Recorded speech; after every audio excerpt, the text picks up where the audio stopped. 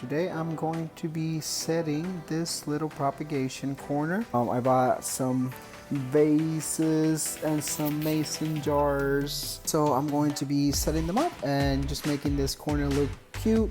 Trying to get them as much light as possible. I really want them to start growing.